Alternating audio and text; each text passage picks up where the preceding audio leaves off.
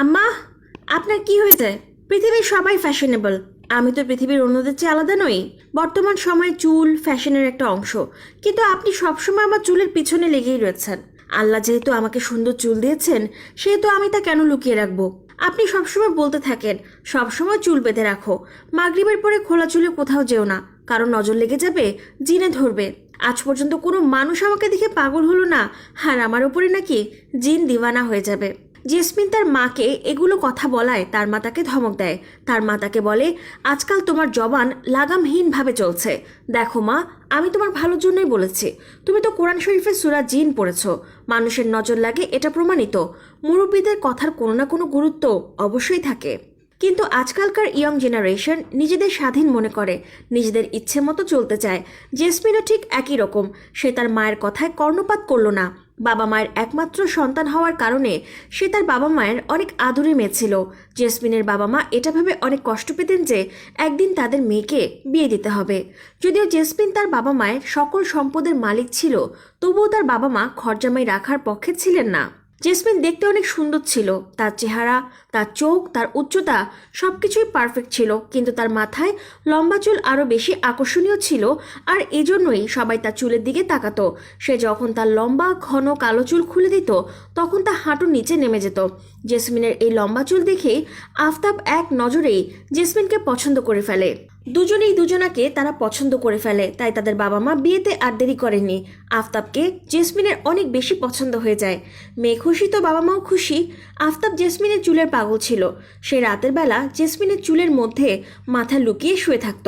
সে সবসময় জেসমিনকে খোলা চুলে দেখতে পছন্দ করত, কিন্তু জেসমিনের মায়ের মতো তার শাশুড়িও জেসমিনকে সবসময় চুল খোলা রাখতে নিষেধ করত। তিনি সবসময় জেসমিনকে চুল বেঁধে রাখতে বলতেন, আর এতে জেসমিন অনেক বিরক্ত হয়ে যেত। কিন্তু এখানেও আফতাবের সাপোর্টের কারণে জেসমিন তার শাশুড়ির কথা এড়িয়ে চলত।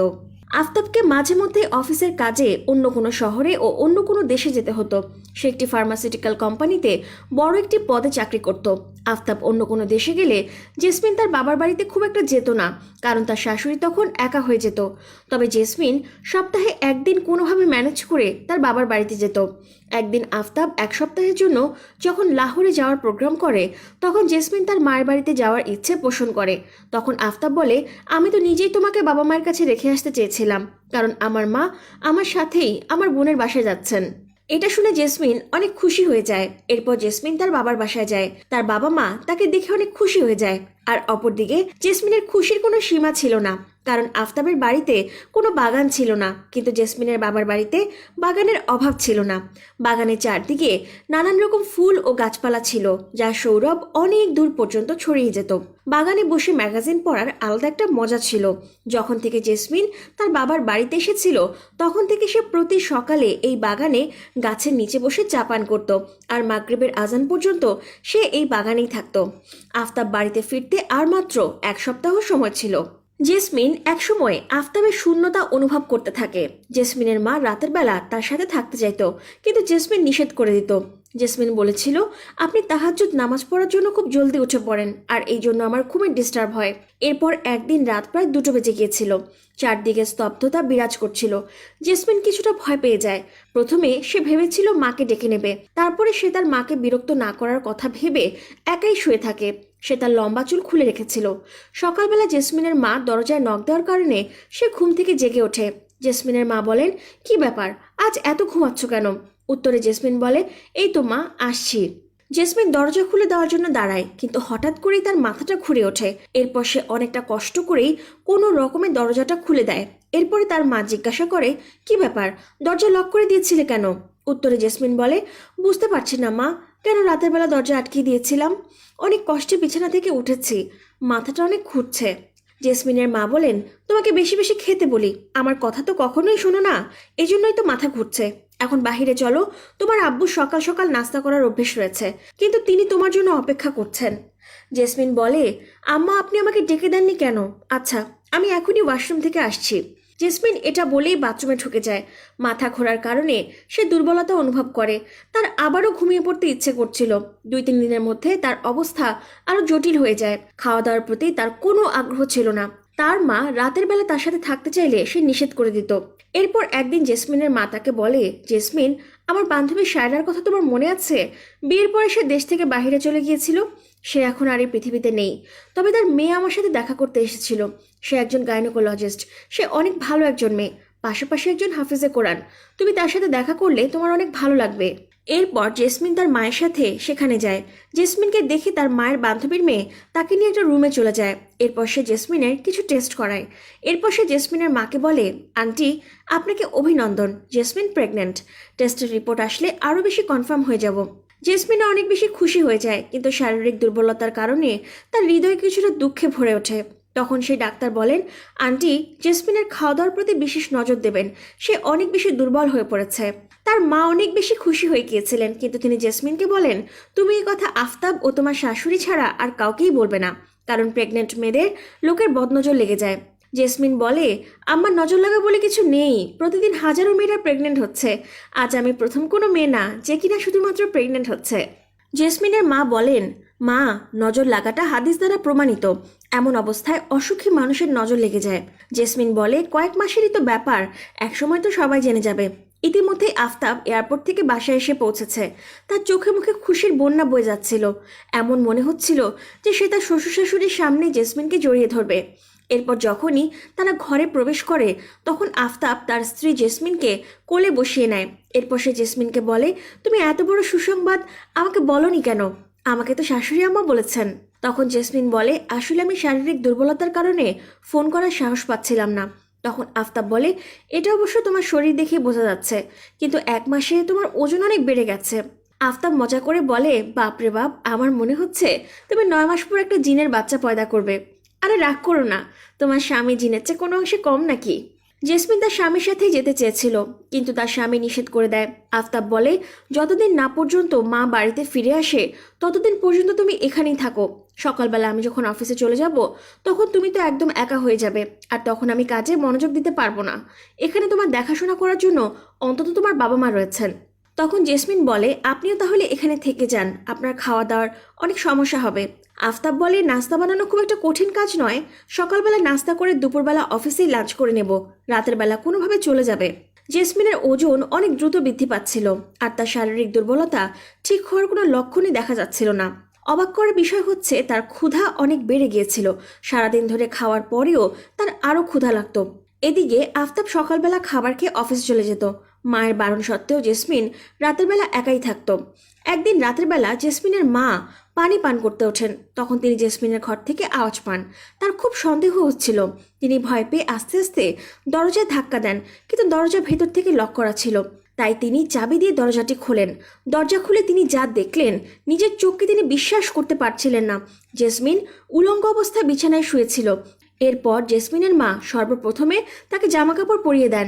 এরপর তিনি ভীত মনে ধীরে ধীরে জেসমিনকে ডাকতে থাকেন। জেসমিনের বাবাও একটু পরে সেখানে আসেন। এর কিছুক্ষণ পর জেসমিন চোখ খোলে। জেসমিন তখন বলে, আমার কি হয়েছে? এত রাতের বেলা আপনারা দুজন আমার ঘরে কেন? এরপর তার মা জেসমিনের বাবাকে রুমে পাঠিয়ে দিয়ে তাকে জিজ্ঞাসা করে, যেই অবস্থায় তোমায় আমি দেখেছি তা আমাকে একদম অবাক করে দিয়েছে। সত্যি করে বলো, তোমার রুমে কে এসেছিল? কে তোমার এমন অবস্থা করেছে? জেসমিন তখন একটু রেগে গিয়ে বলে, আম্মা, কি হয়েছে? বদ্ধ করে কে আসবে? আপনি তো আমার অবস্থা দেখতেই পাচ্ছেন। আমি তো এইমাত্র ঘুম থেকে উঠলাম। বুঝতে পারছি না আম্মা, আমার সাথে কি হচ্ছে। আমার সমস্ত শরীর এতটাই ব্যথা যে মনে হচ্ছে একটা ট্রাক্টর আমার শরীরের উপর দিয়ে পার হয়ে গেছে। আম্মা, এই সন্তান মনে হয় আমার জীবন কেড়ে নেবে। আমি অনেক কষ্টে রয়েছি। এটা বলেই জেসমিন কান্না করতে শুরু করে। এরপর তার মা বলে, কান্না করে না মা, আফতাবকে এই বিষয়ে কিছু বলার দরকার নেই। আগামীকাল আমরা হাসপাতালে যাব। তখন জেসমিন বলে, আম্মা, আপনাকে একটা কথা বলতে আমি ভুলে গেছি। আফতাব আজ সকালের ফ্লাইটেই ফ্রান্সে যাচ্ছে 3 সপ্তাহের জন্য। এরপর জেসমিনের মা আগে থেকে ফোন করে ডাক্তারের সাথে দেখা করার সময় জেনে নিয়েছিলেন। ডাক্তার জেসমিনের এই অবস্থা দেখে ভয় পেয়ে যায়। ডাক্তার বলেন, জেসমিনের এই অবস্থা হলো কিভাবে? মনে হচ্ছে জেসমিন কোনো মানুষের বাচ্চা নয়, বরং কোনো একটা হাতির বাচ্চা প্রসব করতে চলেছে। আজকে আমি নিজেই জেসমিনের আল্ট্রাসোনোগ্রাম করব। কিছুক্ষণ পর যখন ডাক্তার রুম থেকে বের হলেন, তখন তার চোখ মুখ একদম ফ্যাকাশে দেখাচ্ছিল।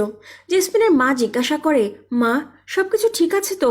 ডাক্তার তখন জেসমিনকে বাইরে পাঠিয়ে দেন। এরপর তিনি তার মাকে বলেন, আন্টি, আমি নিজে কিছু বুঝতে পারছি না। আপনাকে কি আর বোঝাবো, জেসমিনের পেটে অদ্ভুত ধরনের মাখলুক দেখা যাচ্ছে, যা কিনা দেখতে মানুষের মতো নয়। আর যেভাবে ওর ওজন বৃদ্ধি পাচ্ছে, তাতে করে এমন সন্তান প্রসব করা জেসমিনের পক্ষে কোনোভাবেই সম্ভব নয়। জেসমিনের পক্ষে প্রাণে বেঁচে যাওয়া অসম্ভব হয়ে পড়বে। এই কথা শুনে তার মা একদম হতাশ হয়ে পড়েন। তিনি জিজ্ঞাসা করেন, মা, এসব কি হচ্ছে? ডাক্তার তখন বলেন, আন্টি, আপনি টেনশন করবেন না, এই কয়দিনের মধ্যে কোনো কিছু ঘটে থাকলে আমাকে নির্ভয় বলুন। এরপর জেসমিনের মা সেই রাতের সম্পর্কে বলেন, যে রাতে তিনি জেসমিনকে উলঙ্গ অবস্থায় দেখেছিলেন। তিনি ডাক্তারকে আরও বলেন, মা, এই বিষয়ে তুমি অন্য কাউকে কিছুই বলো না, নাইলে আমার মেয়ের বদনাম হয়ে যাবে। উত্তরে ডাক্তার বলেন, আন্টি, এই বিষয়টা কাউকে বলার মতো নয়, আপনি অযথা কোনো টেনশন করবেন না। আমার মনে হচ্ছে এর পেছনে অন্য কোনো কারণ রয়েছে। আপনি কোনো হুজুরের শরণাপন্ন হন, তিনি একমাত্র এই বিষয়ে আপনাকে সাহায্য করতে পারবেন। এরপর ডাক্তার বলেন, আন্টি, সর্বপ্রথমে আপনি জেসমিনের গলায় একটা ছোট সাইজের কোরআন শরীফ পরিয়ে দিন। এরপর আয়াতুল কুরসি পড়ে ফু দিতে থাকুন। এরপর দেখুন আল্লাহ কি করেন। জেসমিনের মা এই সব কিছু জেসমিনের বাবাকে খুলে বলেন। তিনি বলেন, জেসমিনের আব্বু, এখন আমি কি করব? এক জিন আমার মেয়ের জীবন নষ্ট করে ফেলছে, কিন্তু আমি কিছুই করতে পারছি না। আমি জামাইকেও কিছু বলতে পারবো না। আমার মেয়ে মৃত্যুর মুখে দাঁড়িয়ে আছে। জেসমিনের বাবা বলেন, ভয় পেও না, আমাকে একটু ভাবতে দাও, নিজেকে একটু সামলাও, নাহলে জেসমিন এগুলো জানলে আরও বেশি সমস্যায় পড়ে যাবে। এরপর জেসমিনের বাবা কোথায় যেন চলে যান। জেসমিনের মা যখন রুমে প্রবেশ করেন, তখন তিনি দেখেন জেসমিন নিজের রুমে শুয়েছিল। তিনি রান্নাঘরে চলে যান। ক্ষুধা থাকলেও তিনি খেতে পারছিলেন না। তিনি নিজের স্বামীর জন্য অপেক্ষা করতে থাকলেন। জেসমিনের বাবা আসার পর তিনি চোখ দিয়ে জেসমিনের দিকে ইশারা করেন।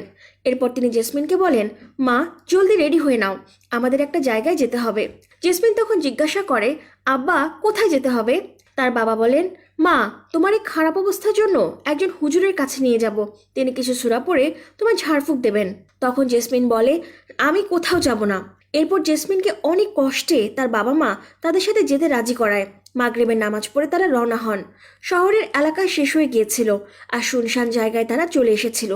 এরপর দূরে জ্বলতে থাকা একটা হারিকেনের আলো তারা দেখতে পান। তারা গাড়িতে করে গিয়ে দেখেন সেখানে একটা ছোট কুঁড়ে ঘর ছিল। এরপর জেসমিনের বাবা গাড়ি থেকে নামেন ও তাদেরকে গাড়িতেই থাকতে বলেন।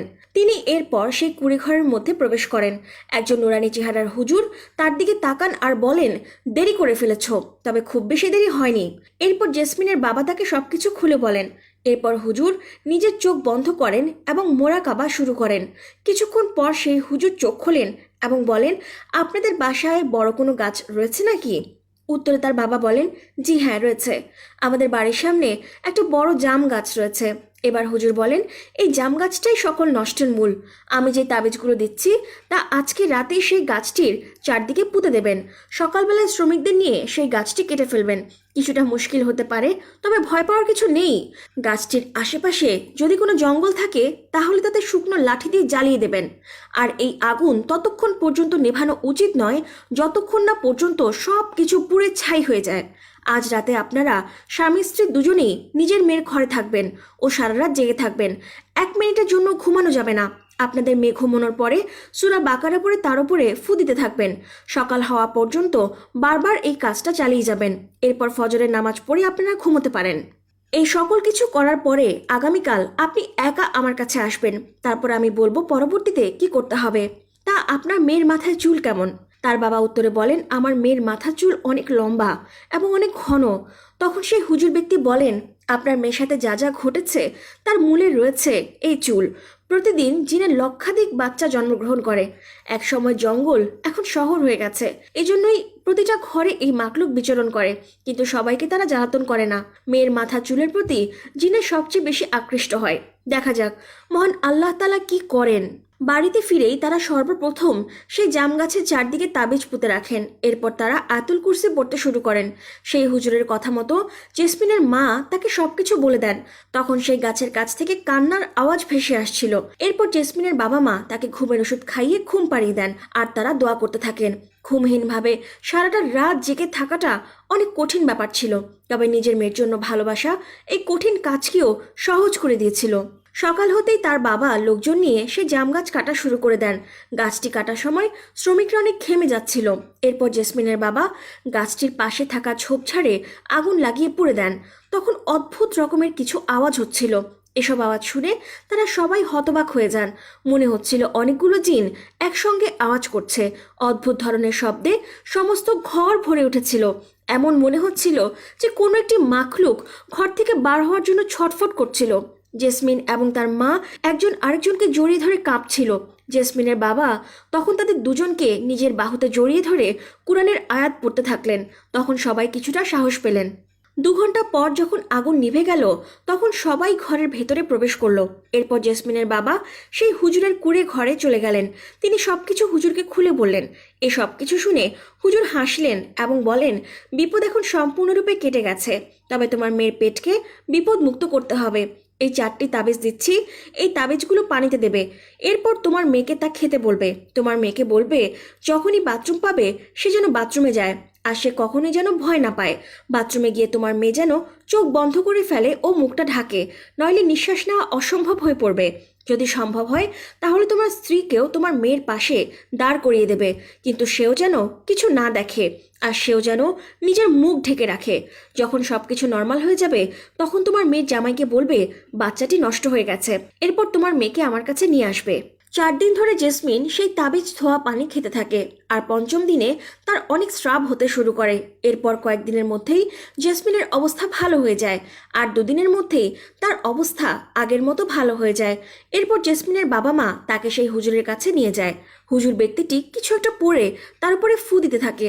আধা ঘন্টা পর সেই হুজুর জেসমিনকে বলেন, মা, তোমার সাথে যা কিছু ঘটেছে তাকে একটা দুঃস্বপ্ন ভেবে ভুলে যাওয়ার চেষ্টা করো, আর এই বিষয়ে কাউকে কিছু বলবে না, এমনকি তোমার স্বামীকেও না।